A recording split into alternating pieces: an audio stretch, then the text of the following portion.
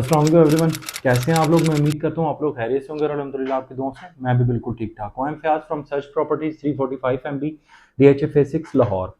आज की जो वीडियो है वो मैं फर्दर आपको जो बजट के बाद उसके आफ्टर इफेक्ट्स जो हमारे रियल स्टेट पे आए हैं, या मैं जो रियल स्टेट की जो हमारी एसोसिएशन है DH एजेंट्स एसोसिएशन, मैं कोशिश करूँगा कि जो लास्ट टाइम जो उनकी मीटिंग हुई है वहाँ पे क्या बात हुई, मैं चाहूँगा कि मैं आपके साथ शेयर करूँ। अ, सबसे पहले तो मैं मेरी आप लोगों से रिक्वेस्ट है कि इस चैनल को ज़्यादा से ज़्यादा सब्सक्राइब करें, और अगर वीडियो पसंद आए तो लाइक भी ज़रूर कीजिएगा, और कोशिश किया करें कि शेयर भी इसको किया करें। अगर मैं बात करूं तो ये जो मीटिंग थी इसको हेड कर रहे थे मिस्टर इरफान साहब, जिनको मियाँ इरफान कहा जाता है, और उनके साथ जो हमारे DHA के प्रेसिडेंट हैं मियाँ तलत साहब, वो इसको हेड कर रहे थे। और उन्होंने जो हमारे फाइनेंस मिनिस्टर हैं उनके साथ जो है वो थ्रू आउट एक मिफ्ता इस्माइल साहब जो हैं उनके साथ एक टेबल टॉक की है, जिसमें उन्होंने जो अपने जो इनको रियल स्टेट से रिगार्डिंग जो टैक्सेस पे इनको मतलब वो चाह रहे थे कि कुछ इसमें अमेंडमेंट्स हो जाएं, उन्होंने उसको थ्रू डिस्कशन जो है वो रिजॉल्व करने की कोशिश की, जिसमें इन्होंने सबसे पहला जो कैपिटल गेन टैक्स था जो कि 15% जो गवर्नमेंट ने प्रपोज्ड किया है, उनकी प्रायोरिटी पे यही था। और उसके बाद जो सबसे बड़ी चीज़ थी, जो 2% जो था एडवांस टैक्स जो था, जो पर्टिकुलरली अगर हम बात करें तो 5% जो था वो उस पर लगाया गया है नॉन फाइलर्स पे। नॉन फाइलर्स की हद तक तो ठीक था, लेकिन जो ओवरसीज क्लाइंट्स थे उनको बड़ा मसला आ रहा था, क्योंकि वो यहाँ पे कोई एक्टिविटी नहीं करते, तो इस वजह से वो वहाँ के टैक्स पेयर हैं, वो जिस कंट्री से भी बिलोंग करते हैं, तो इसलिए वो नॉन फाइलर होने की वजह से उनको भी वो टैक्स पे करना पड़ रहा था, जिसकी वजह से रियल स्टेट को ओवरऑल जो है वो नुकसान हो रहा था। इस वजह से जो हमारे जो फाइनेंस मिनिस्टर हैं उन्होंने FBR को जो है वो उन्होंने डायरेक्शन भी दी है कि आप जो हैं वो कोई फार्मूलेट, कोई इस तरह से कोई प्रोसीजर या फार्मूला फार्मूलेट करें, ताकि जो है वो उनको कोई जो हमारे ओवरसीज क्लाइंट्स हैं उन नॉन फाइलर्स उनको रिलैक्सेशन टैक्स में दी जा सके, उसके लिए कोई अलग से उन्हें फार्मूलेट करने का जो है वो डायरेक्शन दी गई है। और अगर मैं बात करूँ गवर्नमेंट ने ये जो चीज़ की है इसको क्यों किया है या उसके कॉन्सिक्वेंसेस क्या होंगे, मैं थोड़ा सा आपके साथ जो है वो अपना एक्सपीरियंस शेयर करूँगा। अगर मैं बात करूँ कि किया क्या है, इन्होंने असल में डीमोटिवेट किया है हॉरिजॉन्टल रियल एस्टेट को। हॉरिजॉन्टल मीन्स टू से कि प्लॉट्स की सेल परचेज को, और वर्टिकल वर्टिकल जो रियल एस्टेट है यानी कि कमर्शियल एक्टिविटी कह लें, प्लाजास कह लें, या जो बिल्डिंग्स बनाना, इन्होंने इस चीज़ को जो है मोटिवेट किया थ्रू, हमें इनके किस तरह से समझ आता है कि फ्लैट्स जो हैं उनका जो कैपिटल गेन टैक्स है वो सिर्फ 2 साल बाद ख़त्म हो जाता है, और ऑन दी अदर हैंड जो है प्लॉट का 6 साल तक चलेगा, यानी कि आफ्टर 6 ईयर्स जो है वो कैपिटल गेन टैक्स जो है वो ख़त्म होगा।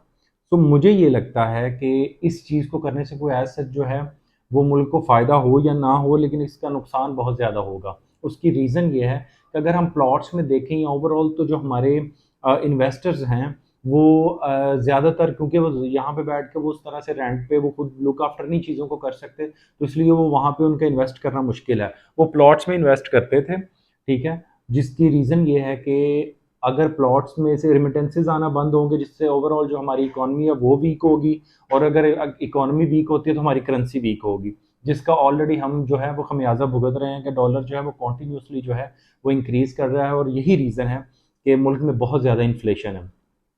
और अगर मैं बात करूं कि यहाँ पे ज़्यादातर लोग कौन से इन्वेस्ट कर रहे थे, तो वो ज़्यादातर रिटायरीज जो थे आर्मी से कह लें या दूसरे जो डिपार्टमेंट्स हैं वहाँ से रिटायर होने के बाद जो है वो रियल स्टेट में इन्वेस्ट करते थे। और आपको पता है वो खुद इस एज के अंदर जो है वो फिजिकली इन्वॉल्व नहीं किसी एक्टिविटी में हो सकते, जिसकी वजह से वो उसमें इन्वेस्ट करते थे, और उसमें शॉर्ट टर्म और लॉन्ग टर्म। और अगर हम शॉर्ट टर्म में प्लॉट्स में देखें तो बिल्कुल भी DHA ने जो है अगर हम सॉरी गवर्नमेंट की अगर बात करें तो उन्होंने डीमोटिवेट किया, और इवन उन्होंने इस जो हमारी इंडस्ट्री रियल स्टेट की है उसको कह लें कि उन्होंने नॉन प्रोडक्टिव कह लें या वट एवर जो भी उन्होंने इसके लिए स्टेटमेंट यूज़ की है,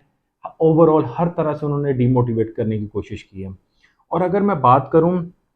कि कौन से बेसिकली अगर हम FBR की बात करें, तो मुझे नहीं लगता कि इस बार FBR के कहने से या इनके करने से कोई चीज़ में कोई चेंज नज़र आया। वो फैट